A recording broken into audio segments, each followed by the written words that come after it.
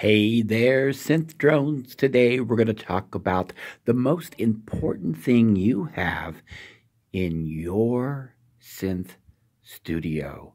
Hey, I'm Pure Ambient Drone, and this is my channel where I talk about synthesizers. If you haven't already done so, hit the subscribe button and tap that bell to keep up with all of my synth adventures.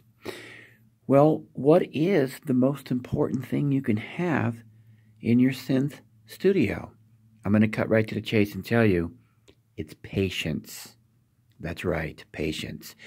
When I grew up, I was playing guitar, and I thought it was getting complicated just messing around with guitars, amplifiers, and chords and pedals. But synthesizers are a whole different game altogether. I'm not saying they're better, I'm not saying they're worse, they're just different. And when you have a lot of equipment, such as I do, as you guys can clearly see and have seen in the past with my videos, you tend to need a lot of patience because there are so many things that have to intricately work together in a synth studio that sometimes it just doesn't always pan out the way you want it to. And that's what I'm finding out in today's synth adventure. I have been trying to get my studio, or I should say my mixer right over here, to play nicely with outboard gear.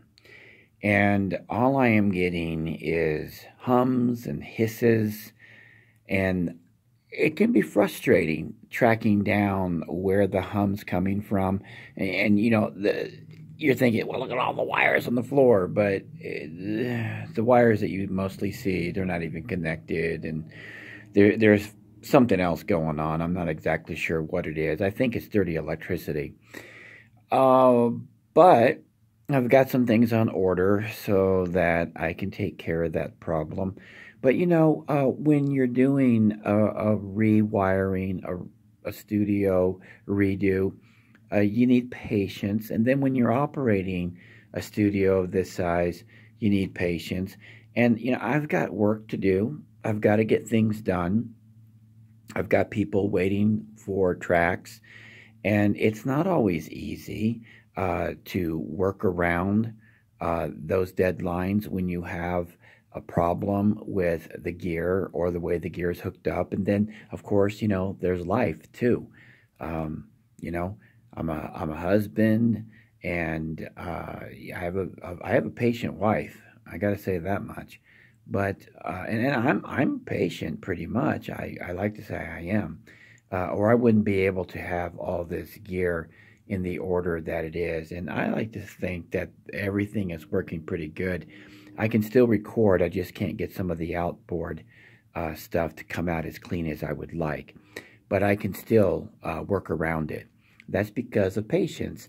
I spent the last 2 days working on getting the outboard gear to play nicely with my mixer. And for the most part, it is. Just every now and then, there's something coming on in the house. It's not the heater, and it's not the AC, because the AC is not even on. It's cold outside. But there's something coming on in the house periodically that is sending some kind of a surge, and it's getting through the electrical conditioners that I currently have. I don't know how, but it is. And I mean, nothing's perfect, right? So, you know, a big enough spike in electricity can cause that. Now, my studio is located in a shared commercial building, okay?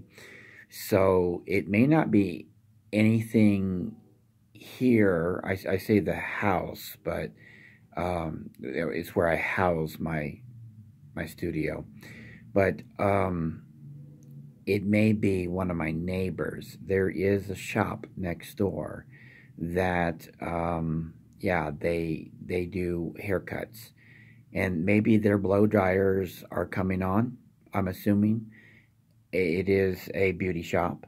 So I'm thinking, if that's the case, I might have problems, because I don't know if there's a workaround for that because the building's all connected to a central point. And you would think that maybe it wouldn't affect one unit, but these units in this building used to be all one single building. They were all connected. The electricity at one time was all shared. And it's kind of complicated, but I'm thinking that might be it. I'm hoping that a power conditioner will help out. But if it don't, I may have to relocate. Ugh. That would really be a lot of work, and I'd have to really take care in moving all of this equipment. I've chosen to pack a lot of my other synthesizers up that I don't have a whole lot of room for right now.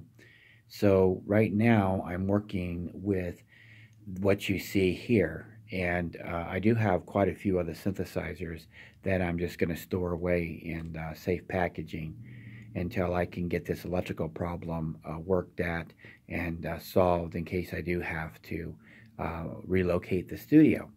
So that's what's been going on in my synth adventure today. And so I've learned that even though I have patience, that it is probably the most important part of any synth studio or any studio really. Patience is very important. People always tell me that they don't have a lot of patience, and I used to say that to people quite often. And as I get older, I realize that, you know, getting in a hurry for things isn't always the right way to do stuff. And I took my time in doing all of this, but there are some things, even when you are patient, you cannot fix with great planning, and that's when you're in a location that you're sharing the electricity grid with other people who are drawing large amounts.